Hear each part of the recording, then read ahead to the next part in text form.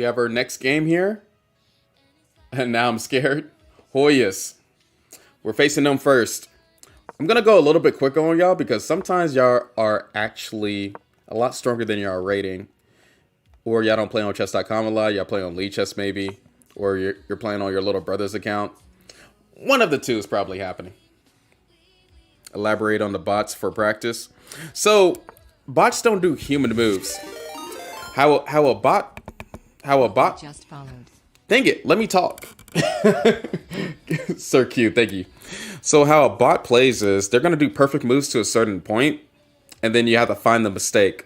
But with humans, it's randomized when they're gonna make a mistake. And so they do different mistakes than what bots do. Bots do purposeful mistakes that are not human moves. Just like in those last games that we played, and that I had to explain the mistakes that the human one's playing. Each time, bots don't play like that.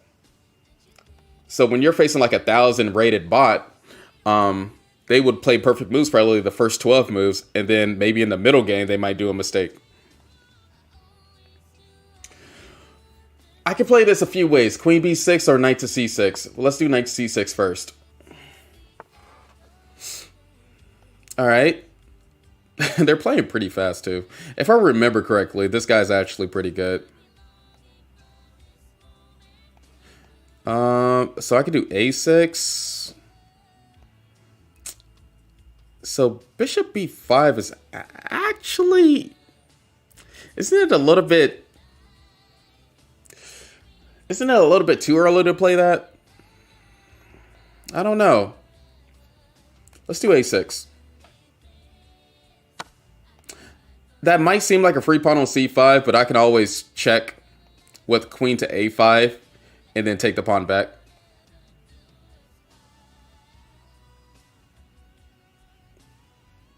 They did give us the bishop, and now we have the bishop pair. Realisticism just followed. Thank you for the follow, appreciate it. So I was thinking that they was going to play this move, knight to E5, but we got the move queen to B6.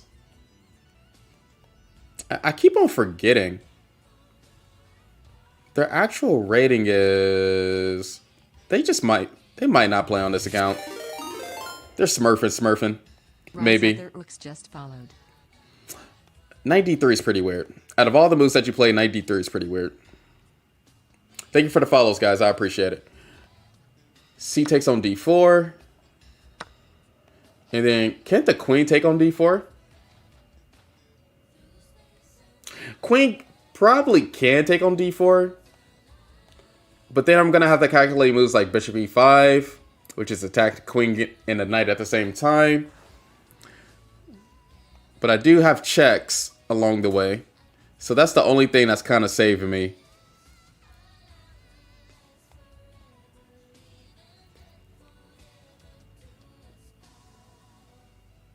Yeah, we're going to take this pawn. You already know I'm a pawn grabber. I'm a pawn grabber. So I'm going to take that pawn.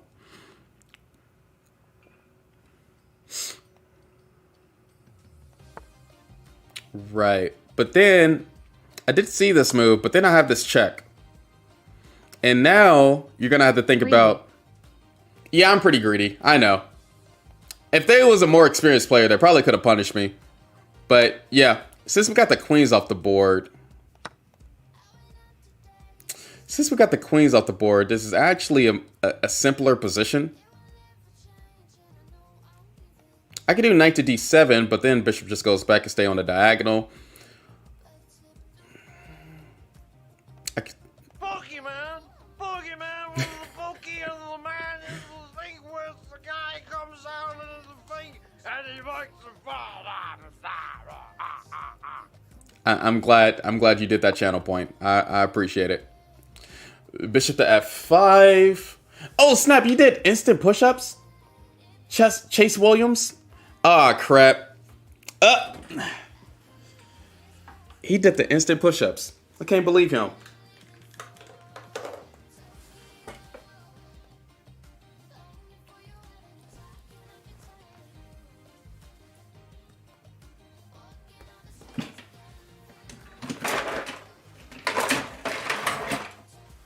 Rare H1 push-up sighting.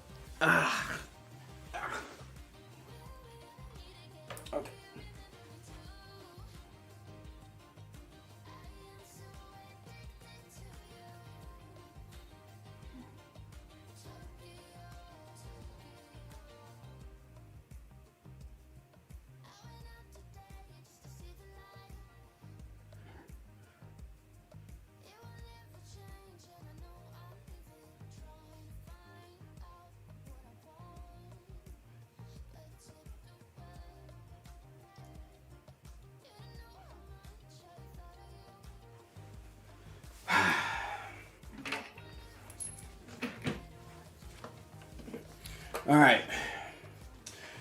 Okay. We're back.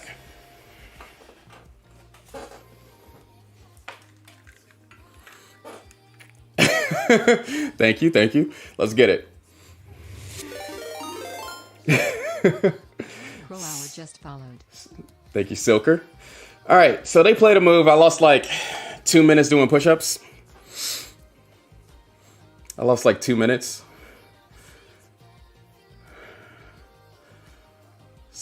That move is pretty solid. We got to play a little bit faster, though. They could potentially beat us on time. We can milk this. We got the 2 bishops advantage. So, and we're already up a pawn. Bishop e7. Oh, Seattle. Oh, gosh, bro.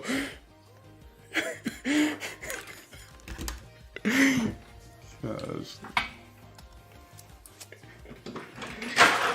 Oh, crap.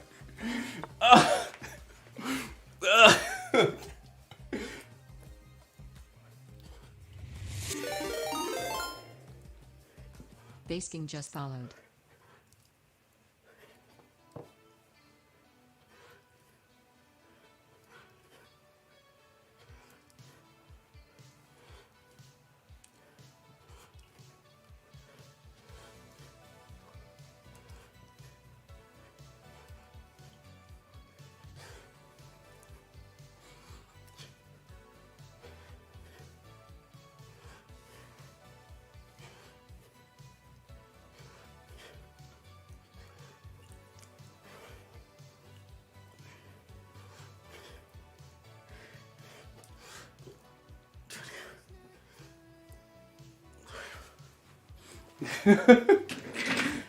Oh, crap. WH1U got this. Bro, the sit-ups might be a little bit harder than the push-ups. Dude, if I had to do like 2 more of those, I might be out. Thank you, Seattle. Okay, so down another 2 minutes. Awesome. That's exactly what I wanted. So now I really got to play fast. They got 7 minutes to think about this position, though.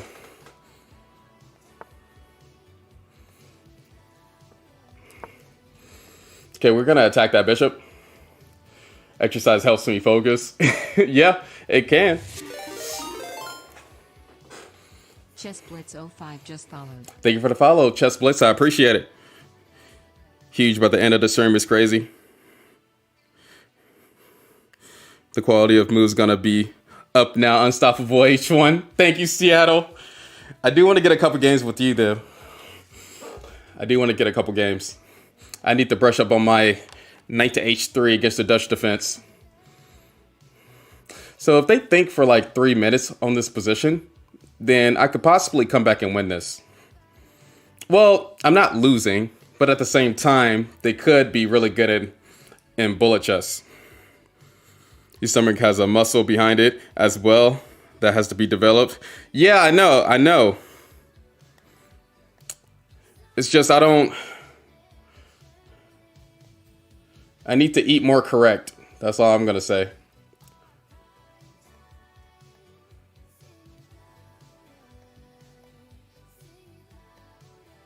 There we go. Have they did a move yet? No. About to say, I had them in a thinking tank. So what moves do they have here? I could do c5, rook b8. Rook b8 is pretty solid, but I don't know if rook b8 is very accurate. We could take up more space with c5 here, or we could just do bishop f6. I mean, we are up a piece, and I think their bishop is the best piece. So which direction do I want to go with this? I could be annoying. I could do this move. Yeah, let's be annoying. I like going the annoying route. Bishop d6 seems like an annoying move. Well, but I have c5 though. Look, see, I told y'all, bishop d6, the annoying move always works. Do you play against viewers? Yeah, this is a game that I'm going against viewers right now.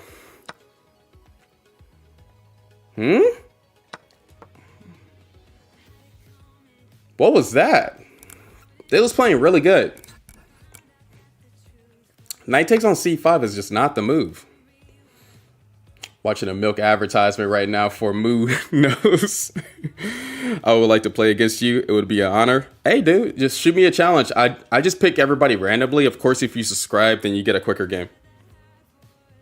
And I do coaches, so if you want to like contact me afterwards, like email me, shoot me a text on Instagram, that's fine too, or even on TikTok. Yeah, now this is definitely winning. I could do like 50 more push-ups now. I would still have enough time. I could do knight to a4 weirdly enough, and then put the knight to c. Yeah, let's just do that. That looks good. Usually you don't put the knights on the edge of the board, but when you have a purpose or a plan behind the knight being on the edge of the board, then it's a lot better. So that fork is there.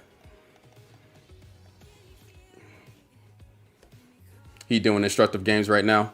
Well, I'm playing viewers too. So it's like an instructive game while playing viewers. Now, if I'm playing Seattle, then I'm gonna have to be in like my gonna have to be in my intense mode. So I can't just capture the pawn, which I already know I can survive capturing the pawn, but I can just hammer down this knight into the position too. Because better pieces is always better. Having better pieces is always the best decision. So let's get our last piece into the game. And now I'm going to feel more comfortable taking that pawn and then just going back. Maybe I could do some more improving moves though, like h6. Okay, I don't really mind trading more pieces. I'm already up a whole bishop. Let's double up the rooks so that they can never confront my rook on the c2 square. And then what else are we going to be doing here? They could potentially try to push these pawns down. Let's just do h6 because we never want to get back rank mated. I could move the rook, but then they could stop me from putting my other rook on this second rank, which that's still winning, but at the same time, actually, you know what? Let's do the Bobby Fischer. We know we have a passed pawn. Why not just push it up? And just make our opponent decide what they want to do against that. Let's do the Bobby Fischer.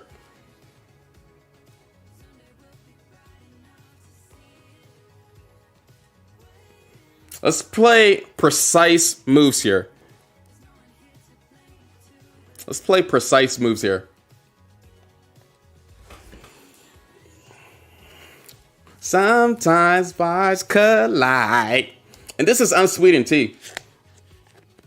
You know how hard it was to get unsweetened tea at Wendy's?